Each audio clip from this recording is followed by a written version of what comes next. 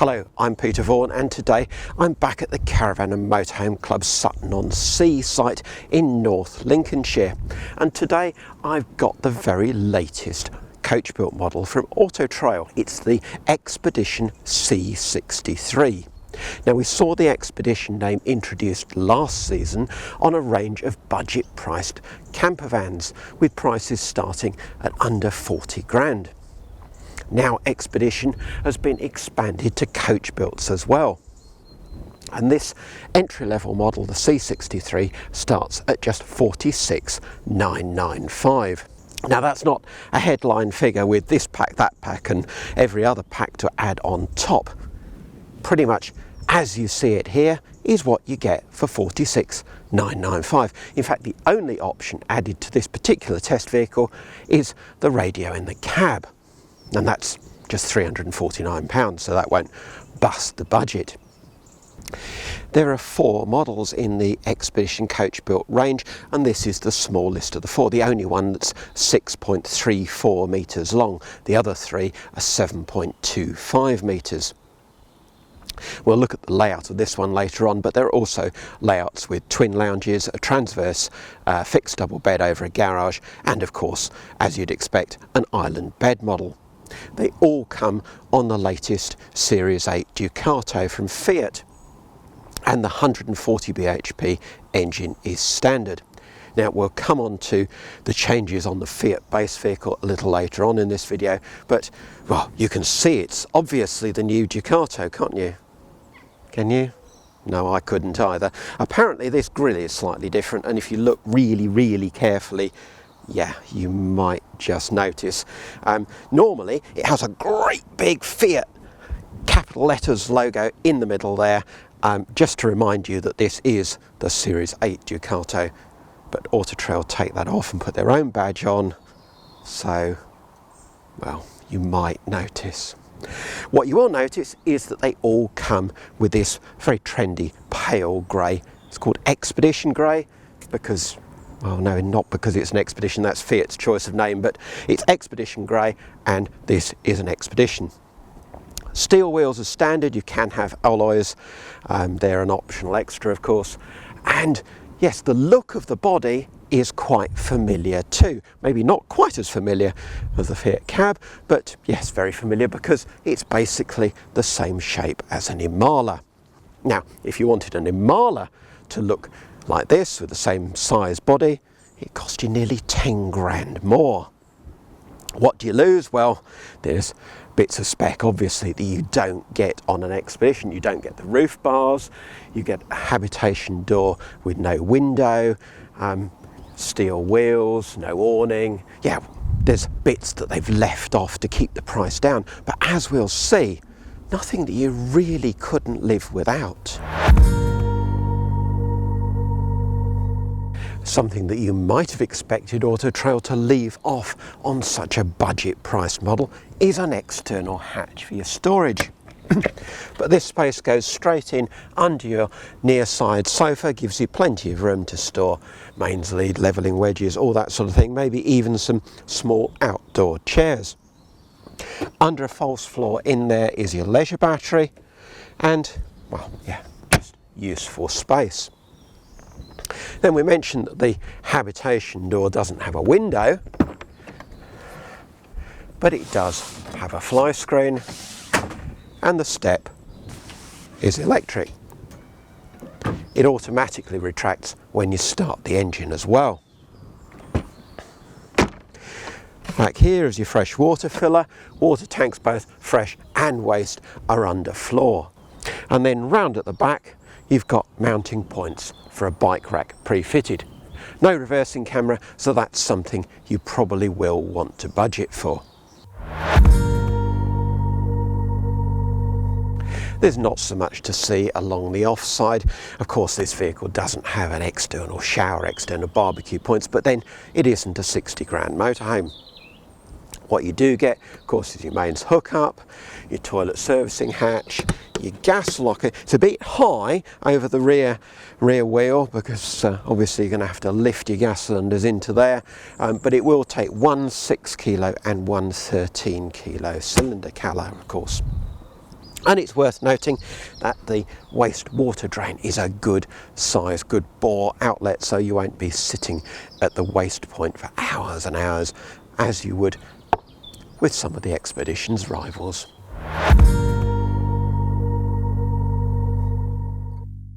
And finally, before we go inside, perhaps note that the Habitation windows are of course the cheaper caravan type that sit proud of the body, but then that's what you'd expect at this sort of price level.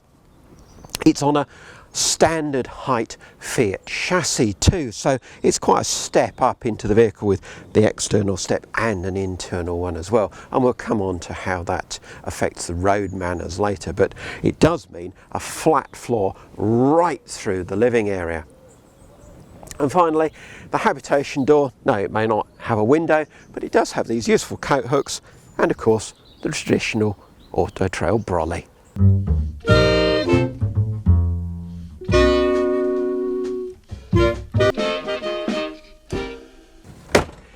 Now, I've been reviewing motorhomes long enough to remember when overcab coach builts like the new Expedition range were the norm. Pretty much all coach builts had an overcab bed. Well, they seem to be making something of a comeback thanks to the pandemic and more families buying motorhomes once again. I also remember when this sort of layout was commonplace, with a big front lounge, corner washroom and a kitchen primarily across the back wall. It's not hard to see the appeal, and you do get a much more spacious feel in a vehicle that isn't very big. Remember, only pretty much the same length as an extra long wheelbase Fiat panel van, but you do get this great feeling of space, big front lounge, and of course that's because you haven't got a fixed bed. Well, the only sort of semi-permanent bed is the one in the Luton. But I was really surprised when I looked around the market for other layouts like this. You'd think that Swift would have one. No. You'd think that Eldis would have one. No. You'd think that Bailey would have one. No. Autosleepers does have one in its Broadway range, as befits perhaps a more traditional maker. But of course an Autosleeper is in a completely different price league and specification level to this Expedition. So the rivals, direct rivals for this vehicle, are probably all going to be second hand. You don't get any choice of decor in a budget priced motorhome like this, so it's this Salinas oak, this pale wood furniture, and the rest of it is rather grey. Not 50 shades of grey, although what you get up to in your Auto Trail, of course, once you purchase it is probably down to you. But you get this sort of dark charcoaly grey upholstery, grey wood effect for the flooring, no carpets even as an option, and these contrasting grey for the top lockers too. Again, it's the feeling of space though that really matters, and the fact that you can spin this passenger seat round and get your feet up, plenty of room to sprawl. It's a pity you can't do the same with the driver's seat, but you could sit the other way round with your back to the travel seat and feet up the other way.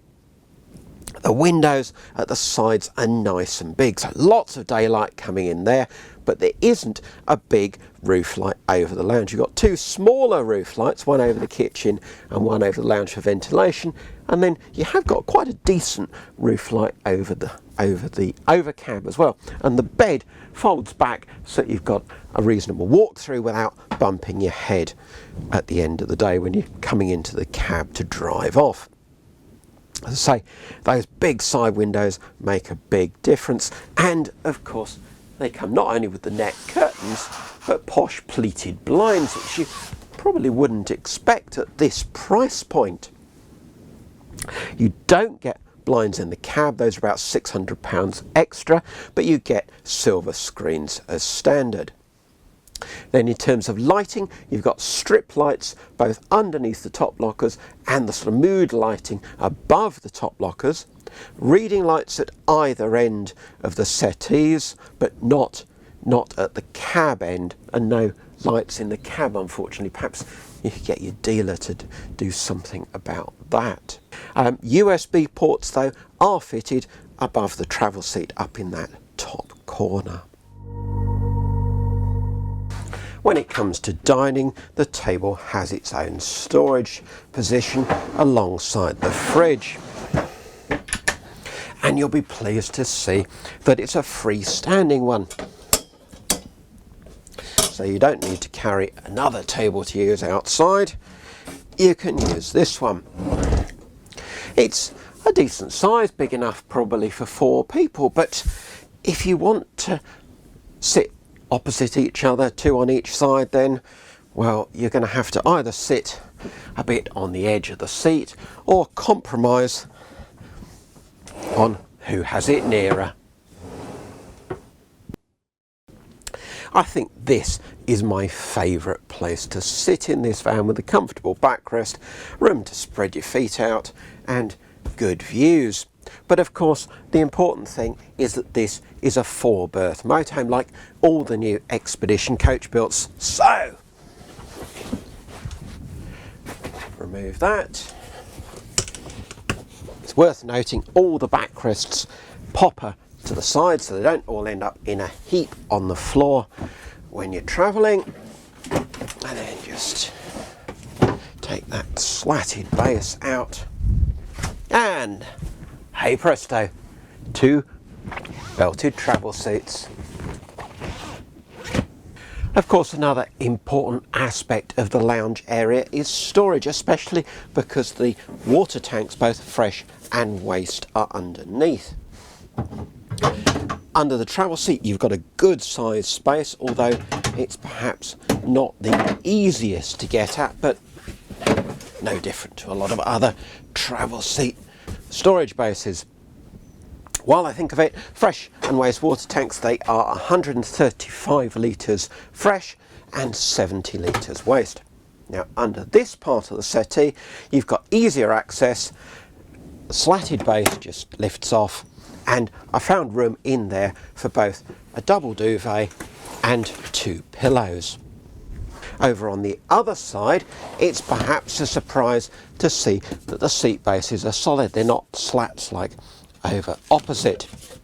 You've got this simple slot out panel to reach into the under seat space, and of course that is the area that you can also get to from outside. And then at this end of the sofa, underneath, you've got your Truma Combi 4E gas and electric boiler.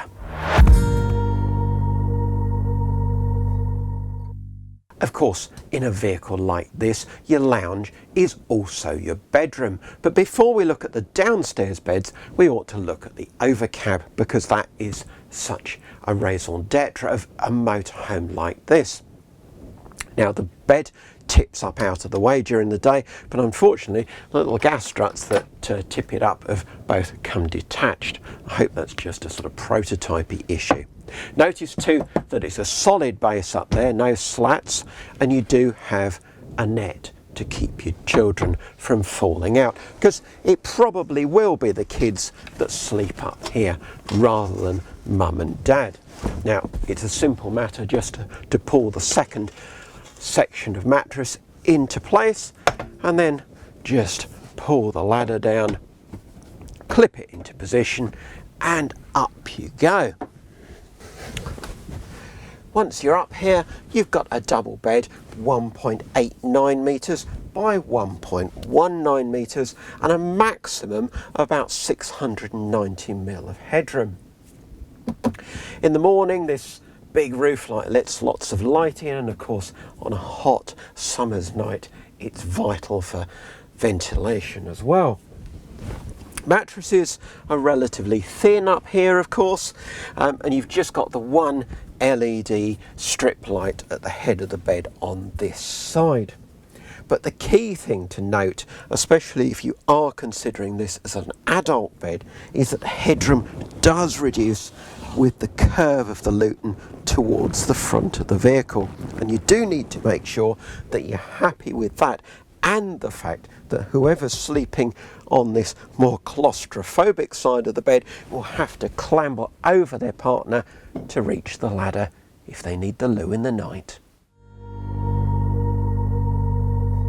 Now downstairs, of course, you can just use the settees as twin single beds. They're both about 1.86 metres long, or just over 6 foot. Now this one is 680mm wide by the time you've removed the backrest cushions.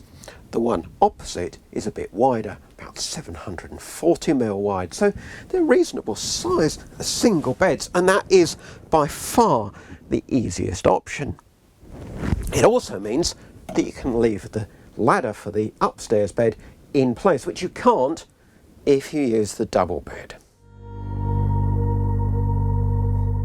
So if you prefer a double bed, you'll have to leave the kids stranded. Well, they don't need the loo in the night anyway.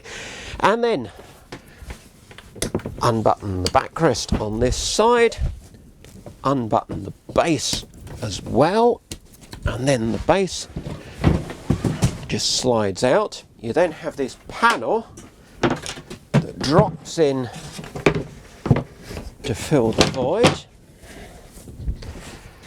Backrest, go back there, and then on this side just pull out the base there. Cushions again, just fill in the gaps.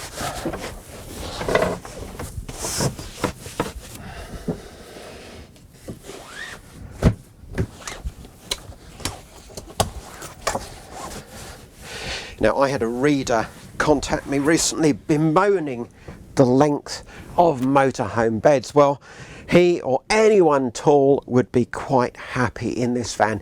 The bed is 2.16 metres long, over 7 foot long, but it's not so generous in width. It's 1.28 metres wide, although of course you have got a bit more shoulder space than that, and even foot space where you can expand onto the travel seat. So a good sized bed.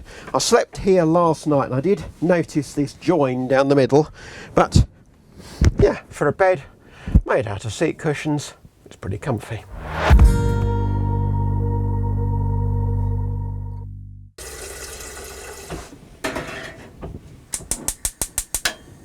These end kitchen layouts used to be commonplace, but now they're mostly found in compact 2-berths. So this 4-berth model with a big lounge and a bit more space is quite unusual, as we've said. But you've got plenty of storage, high level, and plenty of big cupboards down below as well. Large cutlery drawer, 3-burner hob with a combined oven and grill below. And then this rather unusual rectangular sink, which looks great because it does give you lots of worktop alongside. But then the downside is this glass lid that when you're washing up, it just seems to be in the way. I don't know what they were thinking with that. I'd rather just not have the glass lid at all. And there's another little drawer in there, but the thing that really makes this layout work, of course, is the area over the fridge. Now, the area on top of the fridge is a great serving space. It's also a good TV station, although you don't get an aerial socket or even an aerial in this particular vehicle. That's another thing you'll have to consider if you need one. But there's main socket there, as I say, and this lovely big worktop, great for preparing meals, serving up. It's convenient because you've got the fridge underneath. Now this is an 85 litre 3-way fridge, but it does have the more basic push button ignition for the gas function. Other than that, it's not a huge size. We've got used to much bigger fridges, 140, 150 litre fridges, but it's probably okay. And then of course you've got your table cupboard alongside, but it's that really useful area of worktop plus this worktop here that makes this kitchen practical.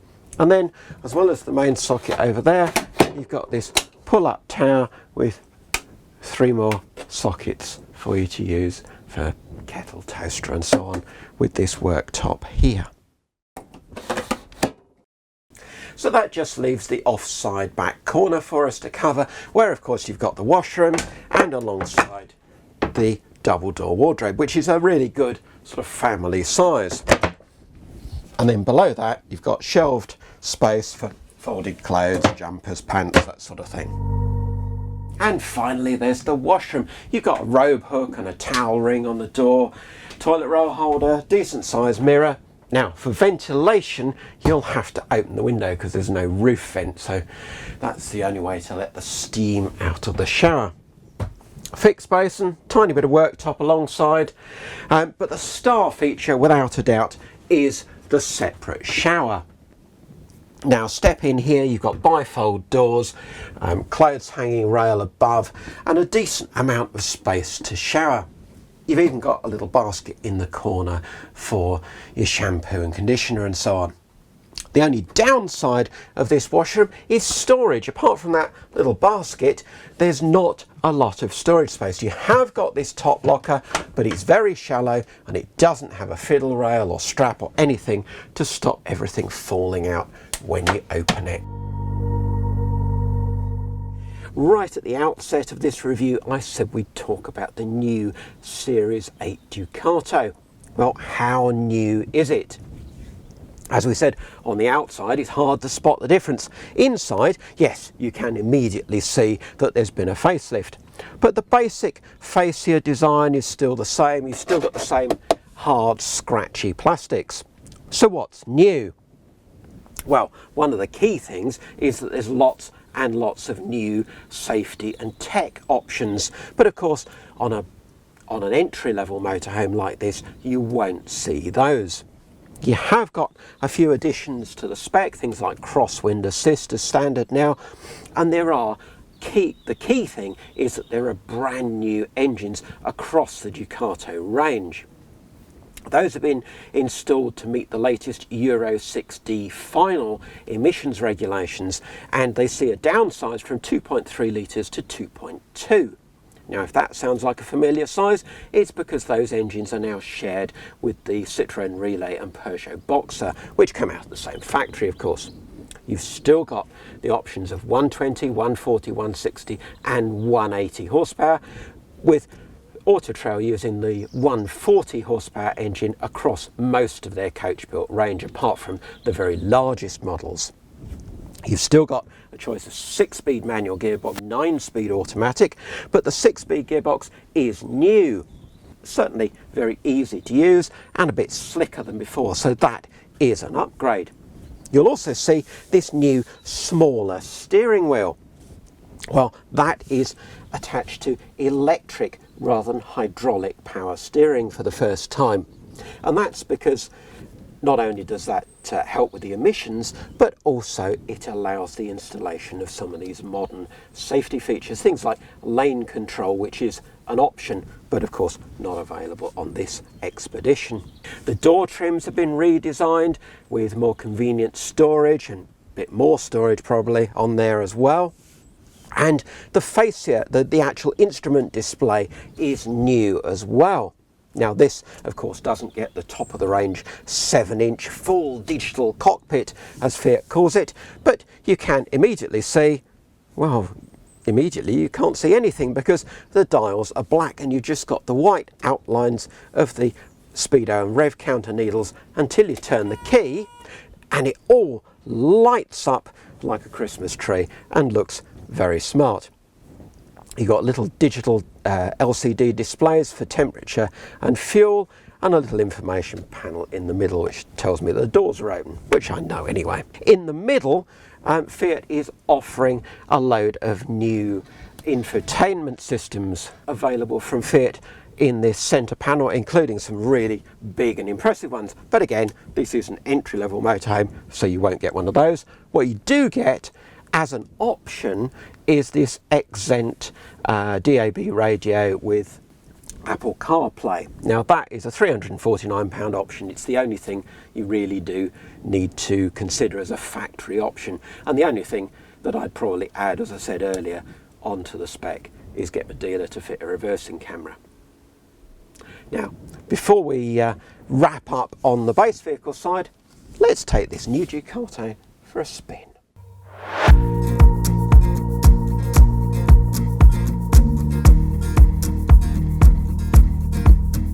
So, driving the Series 8 Ducato, what's different? Well, the thing that you'll notice immediately is that the steering wheel is smaller, the steering is lighter. Is that good? Well, it's great when you're parking, when you're manoeuvring.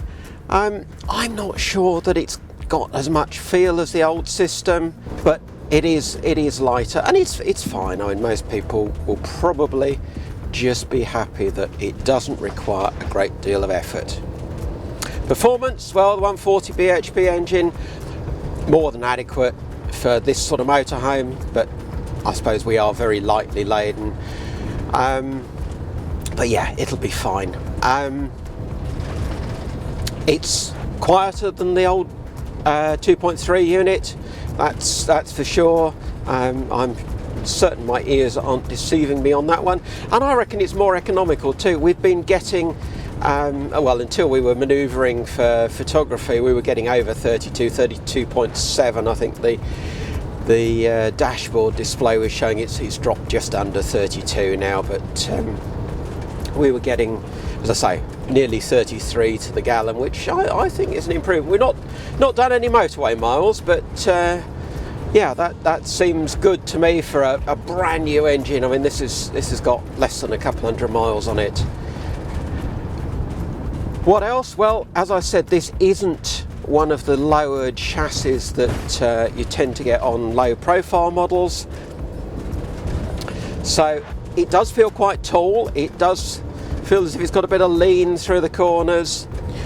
It'd be interesting to see how the crosswind assist helps on the motorway, but generally, yeah, performance is fine. It drives fine. The relatively short wheelbase makes it feel quite manoeuvrable. Gear shift is slicker. So yes, it's an easier, lighter vehicle to drive than before, but not radically changed.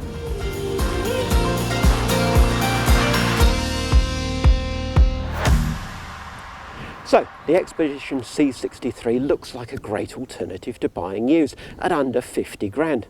Most of the stuff they've left off is stuff that you don't really need.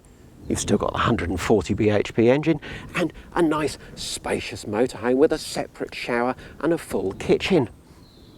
The nighttime arrangements work best if you're going to use twin singles, because then you can retain the ladder to the Luton, and the kids will probably be happy up there in their own den, especially if they're little or if there's only one of them. There aren't any real direct rivals to this apart from buying used. So if you like the layout, take a closer look.